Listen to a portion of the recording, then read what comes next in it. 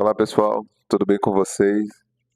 Aqui no canal, para quem não sabe, eu falo sobre os vestibulares, concursos públicos, e estou dando mais destaque nos últimos vídeos para o vestibular da Univesp.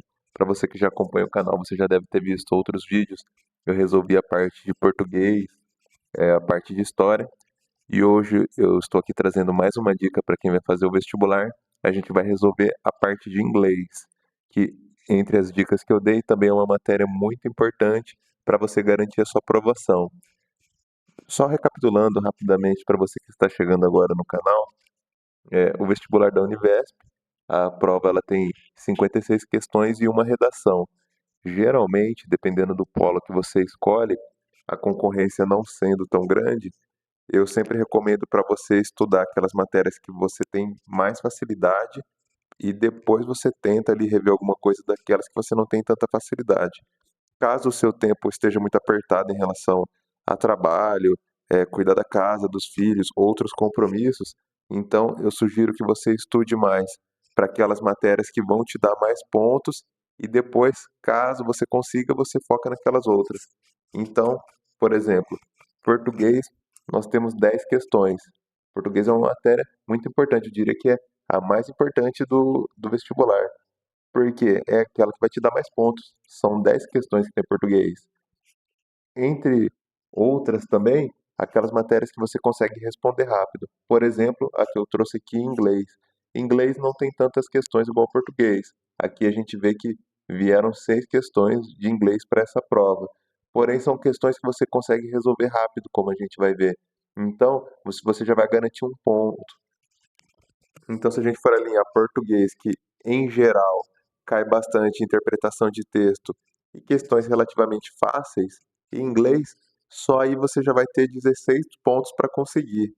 E geralmente, eu sempre repito que de 25 a 35 acertos e uma boa redação, você vai estar aprovado dentro das vagas na maioria dos polos. Pode ser que algum polo específico a nota de corte foi muito mais alta, mas em geral, de 25 a 35 pontos e uma boa redação você vai conseguir. E às vezes olhando assim parece que é muito, mas se a gente for lembrar que a prova tem 56 questões, 25 não é um número tão assustador assim. Lembrando que são 10 de português, aqui mais um exemplo eu trouxe mais 6 de inglês, e aí vai ter geografia, história, matemática, algumas pessoas também têm facilidade com matemática, então você vai ver que esses 25 pontos, em média, é algo factível, é algo que todo mundo consegue, e também a parte da redação que ela é muito importante para você. E para quem não sabe, quem está fazendo vestibular pela primeira vez, se você estudou em escola pública, você tem a sua pontuação acrescida, e se você é candidato afrodescendente, você também tem a sua pontuação acrescida. E se você for afrodescendente e estudou em escola pública, você tem esses dois benefícios. Então, além da sua nota, você tem mais esse fator multiplicador que pode ali te ajudar em relação à sua aprovação para você conseguir a sua vaga aí no eixo que você está disputando no Univesp. Mas agora, para o vídeo não ficar muito extenso, a gente vai resolver aqui as 6 questões de inglês para essa prova. Então, como você pode ver, ela veio da 21 a 26. Aqui nós temos uma imagem em inglês e a questão 21. Só lembrando que um pouco diferente de algumas outras provas, o comando da questão ele é em português. Então pode vir ali, igual no exemplo que a gente viu, uma charge para você interpretar, né, uma imagem, pode vir um pequeno texto, mas o comando da questão é em inglês, em português. E isso já vai te ajudar bastante em relação à leitura, em relação a resolver mais rápido a prova. Isso é um fator positivo para você na hora da sua prova. Então aqui, questão 21, vamos lá. A fala no balão indica que o urso, denominado Bob, então voltando aqui, temos aqui os dois ursos conversando, eles falando aqui sobre o Bob. Alternativa A, coordena uma luta contra a mudança climática. Alternativa B, anseia por outros tipos de alimentação. Alternativa C, aguarda a chegada do verão. Alternativa D, sente saudades da costa. E alternativa E, busca fugir da realidade. Então, como a gente pode ver aqui na charge, os dois ursos estão falando ali de um outro. E para essa questão, a alternativa correta foi a alternativa E, que é busca fugir da realidade.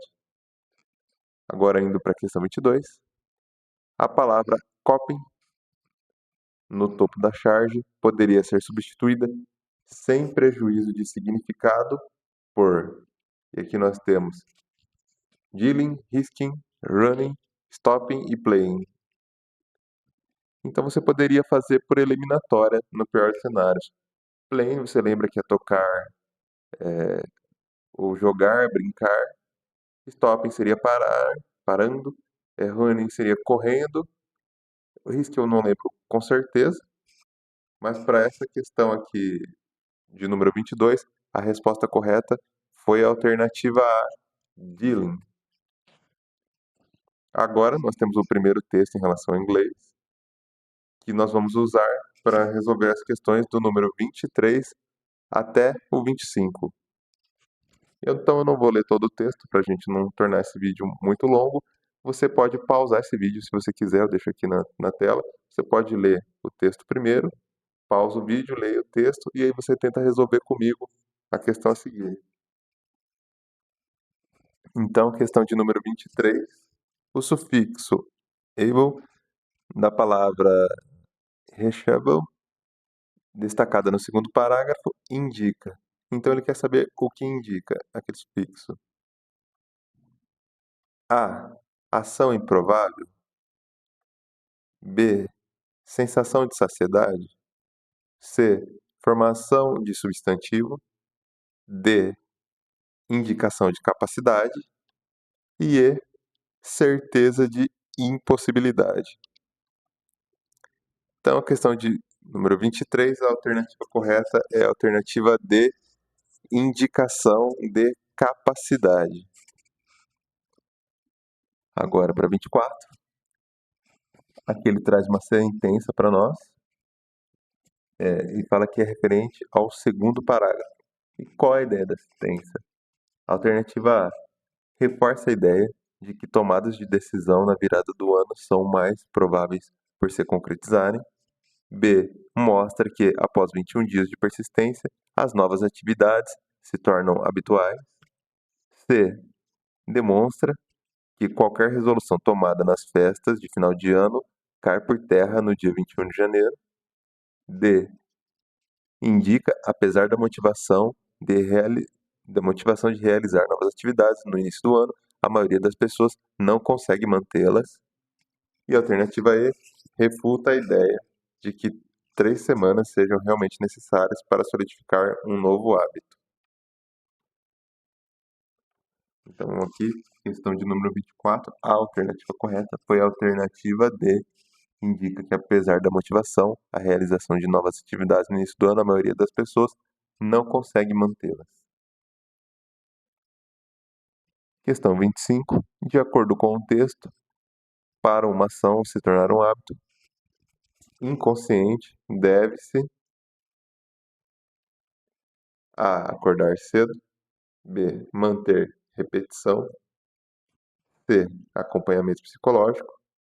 D. Acabar com hábitos degenerativos. E E. Estabelecer uma meta na virada do ano. Para essa questão de 25, a resposta correta foi a alternativa B. Manter a repetição.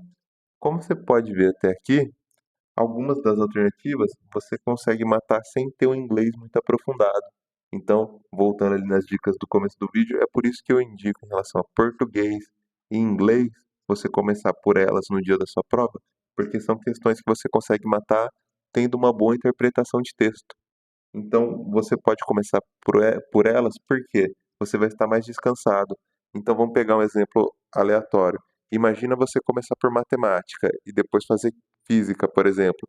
Tem aqueles cálculos para você fazer, você vai se desgastar. Depois você vai para algumas questões que tem texto e interpretação, você já vai estar mais cansado. Isso pode sim te afetar no seu desempenho. Então, por isso que eu sugiro português e inglês, porque você consegue matar com uma boa interpretação e se você estiver cansado, vai atrapalhar a sua interpretação. Então, você começando por elas, você vai estar mais descansado ali, a chance ainda é maior de você acertar. Lembrando, as duas equivalem a 16 pontos, que já é praticamente metade do que você precisa para ser aprovado na maioria dos polos. Agora nós vamos para a questão número 26. Aqui nós temos uma outra imagem. Então, reforçando o que a gente acabou de falar, inglês e português, uma boa parte das questões você consegue matar com interpretação de texto.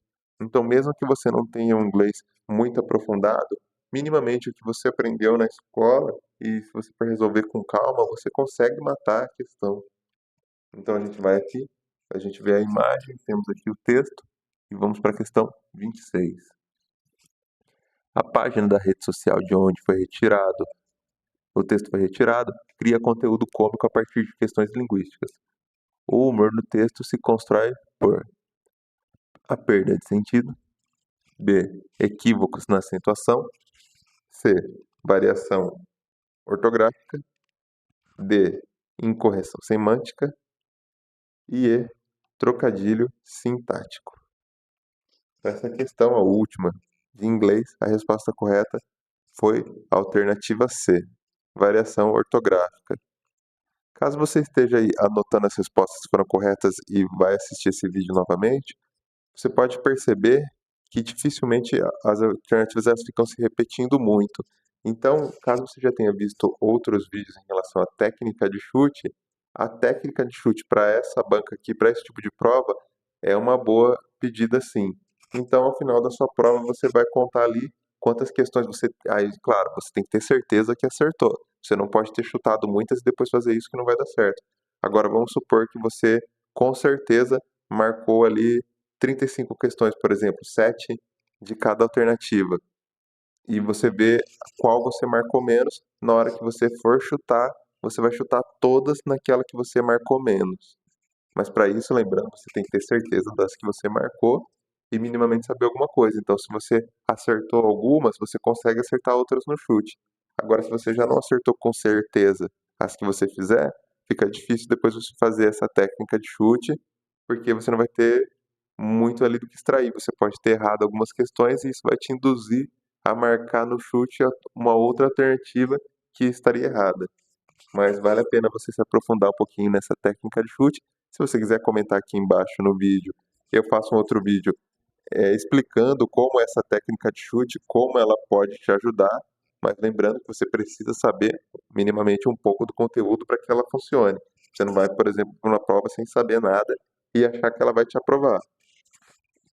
Mas é isso aí, pessoal. Para você que está estudando, uma boa sorte na prova, bons estudos. Se quiser deixar algum comentário aqui embaixo, alguma prova de algum outro vestibular que você queira ver como foi a prova anterior, que eu resolvo aqui, dou alguma dica, você pode comentar aqui embaixo. Eu trago aqui para você no próximo vídeo. É isso aí, pessoal. Boa sorte.